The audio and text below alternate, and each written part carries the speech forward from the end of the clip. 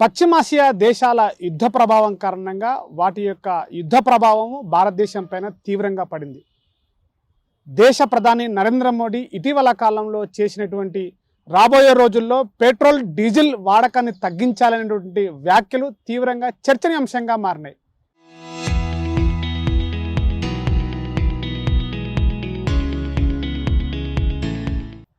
వీటిపైన private vehicles యాజమాన్యాలు అటు వాహనదారులు కూడా తీవ్ర ఆందోళన వ్యక్తం చేస్తున్నారు. మనతో మాట్లాడడానికి కొంతమంది ప్రైవేటు వెహికల్ వాహనదారులు ఉన్నారు. వారితో మాట్లాడి మరిన్ని విషయాలు తెలుసుకునే ప్రయత్నం చేద్దాం. సార్ చెప్పండి, ఎట్లా చూస్తారు? ఇటీవల కాలంలో దేశ ప్రధాని నరేంద్ర మోడీ గారు చెప్పారు రాబోయే రోజుల్లో పెట్రోల్ డీజిల్ వాడకాన్ని తగ్గించాలి అని చెప్పేసి. ఈ ప్రభావం ఎట్లా చూస్తారు మీరు? ఈ ప్రభావం వచ్చేసి సార్ మామూలుగా మీరు అన్నట్లు ప్రైవేటు ఓన్ వెహికల్స్ ఉన్న వాళ్ళ పైన పెద్ద భారం అయితే పడదు. ఎందుకంటే వాళ్ళు గవర్నమెంట్ ఎంప్లాయీస్, ప్రైవేట్ ఎంప్లాయీస్, వాళ్ళకంటూ ఒక ఫిక్స్డ్ శాలరీ ఉంటుంది. కాబట్టి వాళ్ళ మీద పెద్ద ప్రభావం పడదు. మాలాంటి ట్యాక్సీ డ్రైవర్స్ అంటే ఏముంది సార్ అంటే మాకు బండి నడిస్తేనే మా జీవితం అనేది సాగుతుంది. ఇవి నిత్యావసర సరుకులు కానీ లేదా బంగారం అంటే మాలాంటి డ్రైవర్స్ కొనే పరిస్థితి అయితే లేదు సార్, 100% లేదు. లేదా ఫ్లైట్లలో పోవడం, విమాన ఛార్జీలు అంటారా, విమానాల్లో కూడా మేము తిరిగే క్యాబ్, ట్యాక్సీ ఆ బండ్లలో తిరగడం వల్లనే మా జీవనం అనేది సాగుతుంది. కాబట్టి డీజిల్ వాడకం అనేది తగ్గించమని చెప్పారు ప్రధాని మోడీ గారు, డీజిల్ లేదా పెట్రోలు. ఈ డీజిల్ పెట్రోల్ అనేది కూడా మామూలు పబ్లిక్ వాడడం తగ్గించి వాళ్ళ ఓన్ వెహికల్స్ వాళ్ళు ఇంటి దగ్గరనే పెట్టుకొని మాలాంటి పబ్లిక్ ట్రాన్స్పోర్ట్ని యూజ్ చేయడం వల్ల మాకంటూ కూడా ఒక జీవన ఉపాధి పెరుగుతుంది. ఎందుకంటే లాస్ట్ కరోనా నుంచి కూడా మాకంటూ పెద్ద కిరాయిలు అనేవి ఏం లేవు.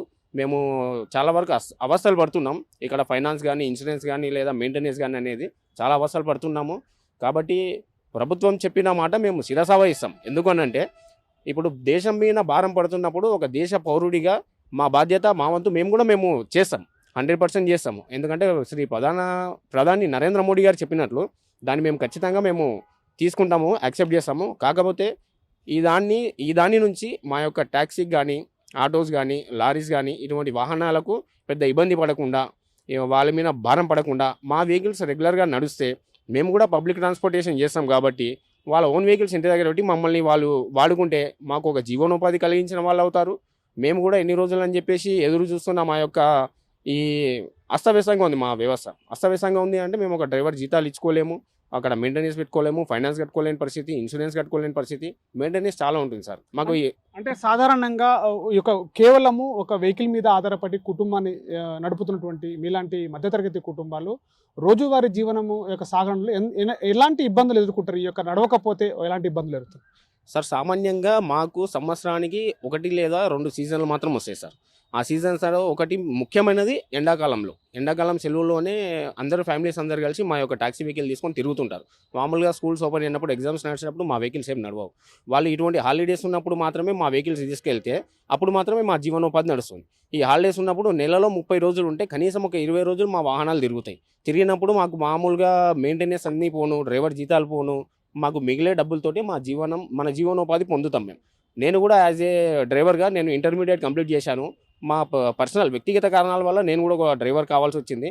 ఇప్పుడు ఈరోజు నా బండి నడుస్తేనే ఖచ్చితంగా నాకు భార్య, నాకు 2 పిల్లలు ఉన్నారు, నాకు ఒక అమ్మ ఉంది.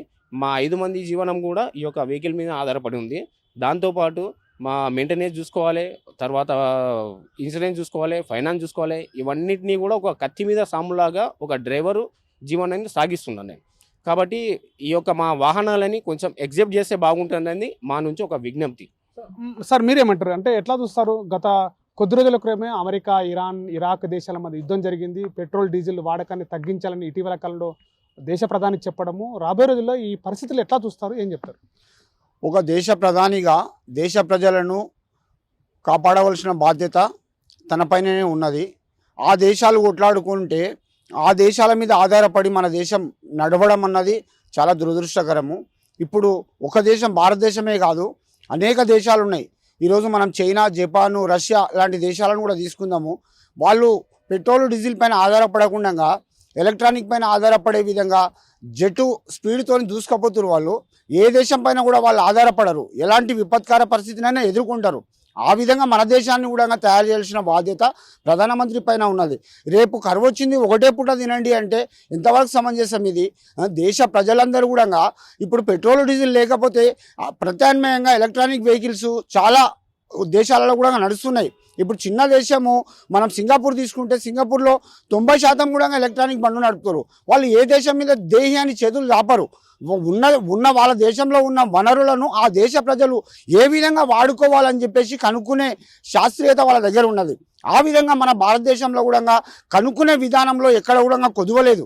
కాబట్టి మనము ఇప్పుడైనా బుద్ధి తెచ్చుకోవాలి. కరోనా అయిపోయింది, ఈ దేశాలలో యుద్ధం జరుగుతుంది, భవిష్యత్తులో కూడా జరగవచ్చు కూడా.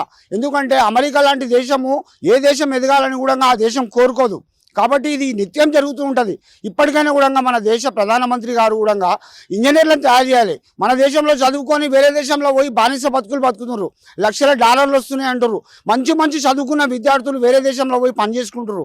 మన దేశంలో వాళ్ళు ఉండే విధంగా, ఇక్కడ కనుక్కునే విధంగా, మన దేశ ప్రజలకు ఉపయోగపడే విధంగా టెక్నాలజీని రూపొందించాలని చెప్పేసి ఏదైతే విపత్కాల పరిస్థితి ఉందో ఆ పరిస్థితిలో ప్రజలు ఈ విధంగా ఉండండి, ఈ విధంగా వాడుకోండి, ఈ విధంగా తగ్గించుకుంటే మనకు లాభం జరుగుతుందనే విధానాన్ని విడనాడి టెక్నాలజీ వైపు ప్రజలను తీసుకువెళ్ళాలని ఈ సందర్భంగా మనం తెలియజేస్తున్నాం.